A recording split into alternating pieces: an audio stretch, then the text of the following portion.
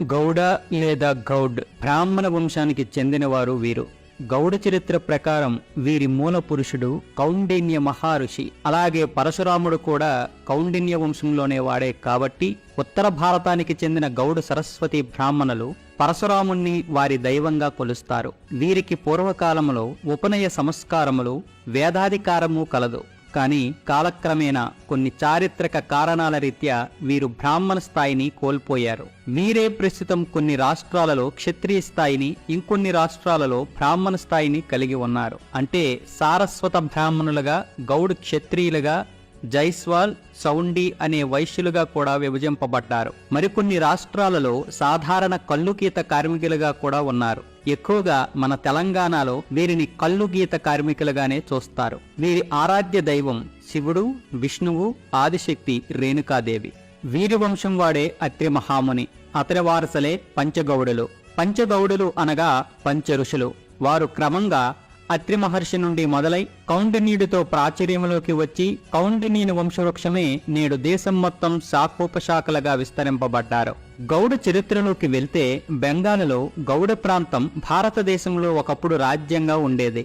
1947లో భారత స్వాతంత్రం తరువాత పశ్చిమ బెంగాల్ను ఆధునిక రాష్ట్రంగా ఏర్పరచడానికి మరొక రాష్ట్రంతో విలీనం చేయబడింది. గుప్తా, పాల, సేన, టర్క్స్, మొఘల్ దాడుల వలన పశ్చిమ బెంగాల్ నుండి గౌడ ప్రజలు గౌడ రాజ్యం నుండి దక్షిణ భారతదేశం వైపు వలస వెళ్లారు. గుప్తుల దండయాత్రలతో విసిగిన గౌడ ప్రజలు పశ్చిమ బెంగాల్ దక్షిణ భాగం వైపు ఒరిస్సా గుండా ఆంధ్రప్రదేశ్, తెలంగాణ, తమిళనాడు, కేరళ, కర్ణాటక వైపు అంతటా వ్యాపించి వెళ్లారు. వీరిలో ప్రముఖుడు శశాంక.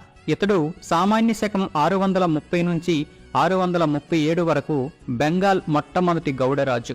ఒరిస్సాలోని చిల్కా సరస్సు వరకు తన భూభాగాన్ని విస్తరించి తన మరణం వరకు గుప్తులను ఓడించి కర్ణాసువరం వద్ద తన రాజధానిని స్థాపించాడు. ఉత్తర భారతదేశంలోని హర్షవర్ధనుడి ద్వారా మళ్లీ గౌడ సామ్రాజ్యం దండయాత్రలకు గురి కావడంతో మళ్లీ దక్షిణ భారతదేశం వైపు గౌడ ప్రజలు బలవంతంగా వలస వెళ్లడం జరిగింది. పశ్చిమ బెంగాల్ ప్రస్తుత మాల్డా జిల్లా, ఉత్తర బెంగాల్ గేట్వే ఒకప్పుడు గౌర్ బంగ్లా రాజధాని. గురుపూర అనే నగరం గౌడ నగరంగా గుర్తింపబడింది.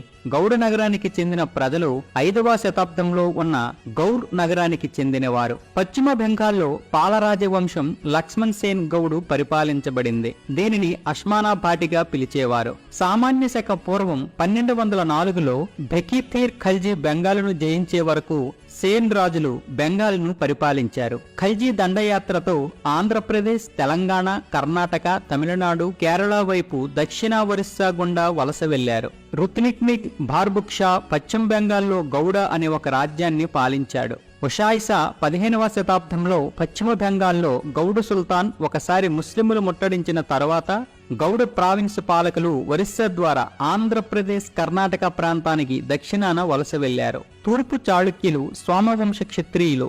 వీరు ప్రస్తుతం ఉన్న ఆంధ్రప్రదేశ్లోని వేంగి రాజధానిగా పరిపాలించారు. తూర్పు చాళుక్యులు 7వ శతాబ్దం నుంచి 1189 వరకు ఆంధ్ర ప్రాంతాలను పరిపాలించారు. వీరు తమ రాజధానిని నిడదవోలు సమీపంలో ఉన్న వేంగిని వీరు తమ రాజధానిగా చేసుకున్నారు. తరువాత రాజమహేంద్రవరంకు మార్చారు. చాళుక్య రాజులు ఆంధ్రప్రదేశ్లోని గోదావరి జిల్లాలో సోమేశ్వర, భీమేశ్వర ఆలయాలతో పాటు అనేక ఆలయాలను నిర్మించారు. చాళుక్య భీమ పశ్చిమ గోదావరిలోని భీమవరం, తూర్పు గోదావరి జిల్లాలలోని ద్రాక్షారామం, భీమేశ్వరాలయాలు నిర్మించారు. 12వ శతాబ్దం నుండి చాళుక్య చక్రవర్తులు ఆధీనంలో దక్షిణ భారతదేశంలోని ముఖ్య ప్రాంతాలను పరిపాలించారు. మధ్యయుగానికి వస్తే గౌడు రాజులలో చెప్పుకోదగిన వారు దక్షిణాదిన 15వ శతాబ్దం తర్వాత అంటే 1687 నుంచి 1724 వరకు గోల్కొండను పరిపాలించిన సర్దార్ సర్వాయి పాపన్న గౌడు, కర్ణాటక రాష్ట్రంలోని మహారాణి తంగమ్మ, అలాగే కన్నడ దేశాన్ని పాలించిన కెంపుగౌడ. ఈయన 1510 నుంచి 1570 మధ్య కాలంలో జీవించాడు. భారతదేశంలో ప్రముఖ నగరమైన బెంగళూరు ఈయన స్థాపించినదే. కెంపుగౌడ వంశీకులు 18వ శతాబ్దం వరకు కర్ణాటక, ఆంధ్రప్రదేశ్లోని ముఖ్య ప్రాంతాలను పరిపాలించారు. గౌడులు కాకతీయ, శ్రీకృష్ణ దేవరాయ పరిపాలన కాలంలో వీర సైనికులుగా కూడా పనిచేశారు. వారిలో ముఖ్యుడు రుద్రమ గౌడు. గౌడులు ప్రస్తుతం కొన్ని రాష్ట్రాలలో క్షత్రియ స్థాయిని, కొన్ని రాష్ట్రాలలో బ్రాహ్మణ, వైశ్య స్థాయిని కలిగి ఉన్నారు. దక్షిణ భారతదేశాన్ని పరిపాలించిన గౌడ వంశ వృక్షాలు చూస్తే కాకతీయ వంశానికి గొప్ప పేరు ప్రఖ్యాతులను తెచ్చిపెట్టిన వీరవనిత రుద్రమదేవి భర్త వీరభద్రుడు కూడా ఈ వంశానికి చెందినవాడే. భట్టి విక్రమార్క మహారాజు చోళుడు ఈ వంశవృక్షానికి చెందినవాడే. చాళుక్యరాజుల వంశవృక్షం, పాండ్యరాజుల వంశవృక్షం కూడా ఈ వంశం నుండి వచ్చినవారే. తాటి చెట్టు గురించి పురాణాల్లోనూ ప్రస్తావించబడింది. తాళపత్ర గ్రంథాలు అనగా తాటి చెట్టు మేలు రకం, తాటి కమ్మలు అని అర్థం. అసలు చరిత్ర అనేది ప్రతిదీ కూడా తాళపత్ర గ్రంథాలపైనే రాయపడింది. పోతులూరి వీర బ్రహ్మేంద్ర స్వామి గారు కాలజ్ఞానము, అన్నమయ్య తిరుమల శ్రీ వెంకటేశ్వర స్వామిని కీర్తిస్తూ 32,000కు పైగా తాళపత్ర గ్రంథాలపైన కీర్తనలు రచించాడు. ఇక కళ్ళు చరిత్ర చాలా పురాణాల్లోనూ అమృతం అని, సురాపానకం అనే పేరుతో ప్రస్తావించబడింది. దేవతలు సేవించినట్లు దానవులు కళ్ళు కోసం దేవతలతో యుద్ధాలు చేసేవారని పురాణాల్లోనూ దీనికి ఆధారం శుక్రాచార్యుడు హిందూ పురాణ చరిత్రలో ప్రస్తావించబడింది. ఇక కళ్ళు గీత చరిత్ర చూసినట్లయితే గౌడీకం లేదా గౌడి అంటే సంస్కృతంలో కళ్ళు అని అర్థం. ఆది శంకరాచార్యులకు ముందు బ్రాహ్మణులు యజ్ఞయాగాదులలో పశుబలి చేసి గౌడీకం చేవించేవారు. ఆ ప్రక్రియని పూర్వమీమాంస పద్ధతి అని అంటారు. ఋగ్వేదం ప్రకారం దేవతలను సంతృప్తి పరిచేందుకు చేసే క్రతువు అది. యజ్ఞయాగాదులకు సరిపడా గౌడీకం సరఫరా చేసే బ్రాహ్మణులైన శ్రీ కౌండిన్యముని వారసులైన వారే నేటి గౌడ కులస్థులు. ఆది శంకరాచార్యుల వారు హిందూ మత పునరుద్ధరణలో భాగంగా యజ్ఞయాగాదుల క్రతువులలో ఉపయోగించే పూర్వమీమాంస పద్ధతిని తిరస్కరించి ఉత్తరమీమాంస అనే శుద్ధ శాకాహార క్రతువు అనే పద్ధతిని ప్రవేశపెట్టడంతో గౌడీకం సరఫరా చేసే గౌడ బ్రాహ్మణులు తమ వృత్తిని కోల్పోయారు. కొందరు గౌడ బ్రాహ్మణులు మాత్రం తమ కుటుంబ జీవనోపాధి కోసం శూద్రులకు గౌడీకం సరఫరా చేయడంతో తమ బ్రాహ్మణ తత్వాన్ని వదిలి శూద్రవర్ణంలో కలిసిపోయారు. అప్పటి నుండి గౌడీకం అనే పదం ఎప్పుడైతే సామాన్యులకు చేరువైందో సంస్కృత పదమైన గౌడీకం అనే పదం భ్రష్టు చెంది కాలక్రమేణా కౌడీకం, గౌడికం, కౌలీకం, కల్లుగా రూపాంతరం చెంది స్థిరపడడం జరిగింది. మరికొంతమంది గౌడులు బ్రాహ్మణికాన్ని వదలలేక వేద అభ్యాసాన్ని కొనసాగిస్తూ ఉత్తర భారతదేశంలో గౌడ సరస్వతి బ్రాహ్మణులుగా స్థిరపడడం జరిగింది. మరికొంతమంది వ్యవసాయంలో స్థిరపడ్డారు. వారే నేటి కర్ణాటకకు చెందిన ఒక్కలిగ గౌడెలు. కాలక్రమేణా వ్యవసాయం చేసి మోతుబరి రైతుగా ఎదిగిన వారిని వారి పూర్వనామం అయిన గౌడ అనే పేరునే గౌరవార్థనామంగా జనం పిలిచేవారు. అలా గౌడ అనే పదం కాలక్రమేణా ఊరి పెద్ద అనే భావంలో స్థిరపడడం జరిగింది. దీనికి ఆధారంగా మౌర్యుల కాలం నుండి గౌడ అనే పేరుతో గ్రామాధికారులు ఉండేవారు. గ్రామ మునసబగిరి లాంటి పదవులు అవి. కాలక్రమంలో గౌడ అనే పదం ప్రాకృతంలోకి వెళ్లి అక్కడ నుండి వాడుకలో గావని, గాని, గౌని, గోని అనే రూపాలు సంతరించుకుంది. గౌడ్రు, గౌడ అనే రూపాలు కన్నడ రాజ్యంలో ఎక్కువ ప్రసిద్ధి పొందిన రూపాలు.